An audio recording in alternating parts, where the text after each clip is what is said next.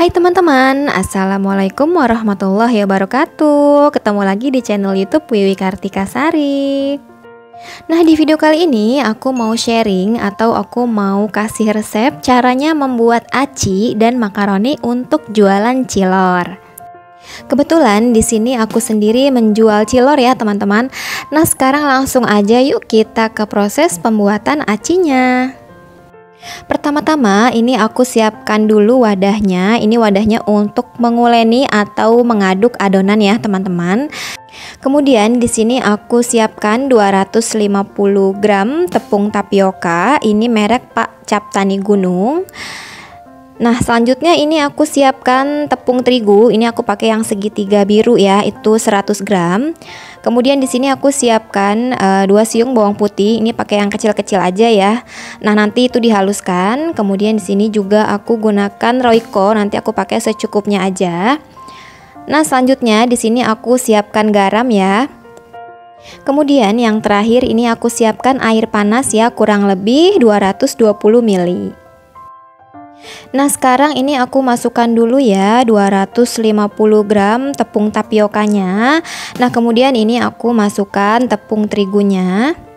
Selanjutnya ini aku masukkan bawang putihnya. Ini tadi bawang putihnya sudah aku haluskan ya. Kemudian ini aku masukkan Royco secukupnya aja. Kemudian di sini aku mau menambahkan garam. Kalau untuk ukuran garam sendiri, di sini aku menggunakan sendok makan, tapi itu pun aku hanya menggunakannya itu sedikit aja ya teman-teman. Di sini teman-teman bisa lihat sendiri untuk ukurannya itu paling aku hanya segini aja ya, kurang lebihnya. Dan aku menggunakannya itu 3 kalinya ya, 3 kali tuang maksudnya. Nah, ini segini ukurannya. Selanjutnya yang terakhir di sini aku menggunakan air panas ya teman-teman. Tadi ukurannya itu 220 ml dan di sini harus air panas ya teman-teman, nggak boleh air dingin atau air biasa, karena setahu aku kalau air panas itu kan nanti jadinya itu bagus ya. Kalau pakai air biasa nanti malah jadinya itu nggak nempel dan juga adonannya tidak terbentuk dan jadinya tidak kalis. Kemudian setelah adonannya diratakan ya, ini setelah diaduk-aduk, sekarang aku mau uleni dengan tangan ya. Ini tangan aku sudah bersih ya teman-teman, aku sudah cuci tangan. Oh ya teman-teman, tadi pada saat menambahkan air panasnya itu juga sebaiknya sedikit demi sedikit ya. Nah, ini aku sekarang lagi menguleni adonannya. Nah, airnya juga jangan sampai kebanyakan ya teman-teman, nanti kalau airnya kebanyakan nanti jadinya itu lembek. Nah teman-teman, kalau misalkan mau dibanting ya adonannya juga bisa, karena itu membuat adonan juga menjadi semakin kalis. Oh ya teman-teman, aku juga mau cerita sedikit ya. Sekarang ini aku memang lagi jualan cilor. Jadi sebelumnya itu aku sudah mencoba bermacam atau berbagai adonan ya takarannya. Tapi menurut aku ini tuh takarannya sudah paling pas ya, untuk takaran airnya juga dan tepung tapioka, kemudian juga tepung terigunya. Nah, sekarang adonannya sudah jadi seperti ini ya teman-teman. Ini menurut aku sudah bagus. Nah, sekarang kita langsung ke step selanjutnya. Nah, sekarang yang kita butuhkan adalah talenan. Kemudian di sini aku juga menggunakan pisau ya untuk memotong. Terus di sini juga aku menggunakan wadah ya, ini untuk menempatkan nanti potongan adonannya. Kemudian di sini juga aku menggunakan botol minum ya. Di sini sebenarnya yang dibutuhkan itu adalah ini ya, rolan buat menggulung gitu. Tapi karena kebetulan aku nggak ada, jadi aku pakai yang seadanya aja dulu. Jadi kita ambil adonan secukupnya aja. Nah, kemudian ini kita guling-gulingkan ya seperti ini. Di sini aku nggak menggunakan cetakan ya teman-teman. Jadi aku di sini feeling aja ya untuk ketebalannya secukupnya aja. Kemudian di sini aku potong-potong ya. Di sini aku mau bikin potongan kotak-kotak seperti yang dijual di abang-abang cilor ya pada umumnya. Nah, jadi teman-teman, kalau misalkan adonan kita ini bagus, dalam arti tidak kelembekan dan juga tidak terlalu keras, maka pada saat dipotong juga nantinya akan mudah. Dan kita pun tidak perlu membubuhkan tepung terigu lagi. Nah, kita bisa lakukan ini sampai adonannya habis ya teman-teman, dan kita langsung aja ke step selanjutnya. Nah, setelah adonannya sudah dibentuk semua, nah sekarang kita panaskan air ya. Ini kita panaskan sampai airnya mendidih. Setelah airnya mendidih, baru kita masukkan semua potongan adonannya. Kemudian setelah dimasukkan, nah ini jangan lupa kita aduk-aduk seperti ini ya teman-teman. Ini kita aduk-aduk biar tidak lengket. Nah, kalau aku pribadi di sini aku tidak menggunakan minyak ya teman-teman di perebusan acinya ini. Jadi ini setelah aku aduk ini aku tunggu aja ya sampai nanti acinya itu matang. Nah, setelah kita tunggu beberapa menit ya, ini sudah terlihat ya, ini acinya itu sudah naik ke atas semua. Ini tandanya acinya itu sudah matang dan sekarang saatnya kita tiriskan.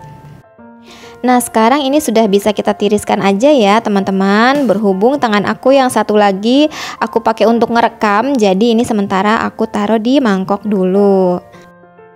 Nah, ini untuk adonan yang aci tadi ya, yang di mangkok, ini mau aku tuang ya, aku sisihkan ke sini. Nah, kemudian setelah itu aku mau siram ya pakai air. Kebetulan di sini ada air mengalir ya, jadi aku pakai air ini aja. Ini nggak apa-apa ya teman-teman, aku pakai air mentah karena toh nanti juga kan pada saat dimasak juga kan nanti akan matang ya. Nah, ini aku siram seperti ini, tujuannya itu agar acinya itu tidak lengket.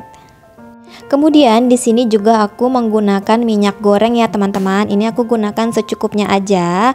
Aku menggunakan minyak goreng di sini tujuannya itu supaya acinya itu tidak lengket. Nah, ini juga kita pisah-pisahkan seperti ini ya teman-teman. Nanti kita tunggu berapa menit ya, nanti baru bisa kita masukkan ke dalam toples. Selanjutnya kita langsung aja ya ke proses perebusan makaroninya. Nah, untuk makaroninya sendiri di sini aku menggunakan 500 gram ya, kurang lebih 500 gram makaroni pipa merek Sedani. Nah, untuk 500 gram makaroninya itu bisa jadi setengah toples lebih ya. Nah, ini seperti ini ya teman-teman tampilannya untuk makaroni yang sudah direbus.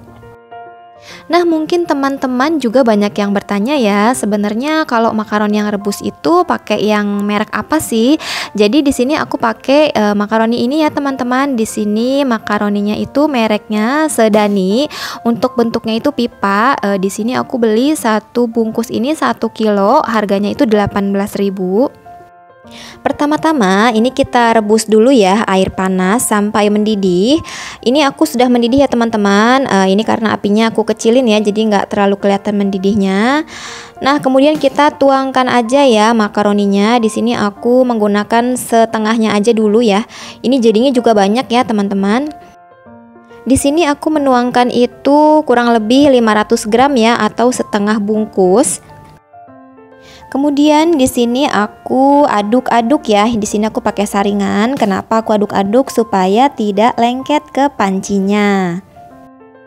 Nah, kemudian kalau untuk makaroni pada saat perebusan di sini aku tuangkan minyak goreng secukupnya aja. Kenapa aku tuangkan minyak goreng? Supaya tidak lengket ya, teman-teman. Nah, setelah itu kita tunggu aja ya sampai makaroninya itu menjadi lunak. Nah, setelah kita tunggu ya, makaroni itu kan memang lebih lama ya teman-teman matangnya. Ini aku kurang lebih kayaknya di atas 20 menitan ya. Ini ciri-cirinya itu bentuknya itu sudah mengembang ya, sudah agak lebih lunak seperti ini. Tapi juga jangan terlalu kelembekan ya teman-teman. Nah, ini sekarang kita tiriskan aja ya.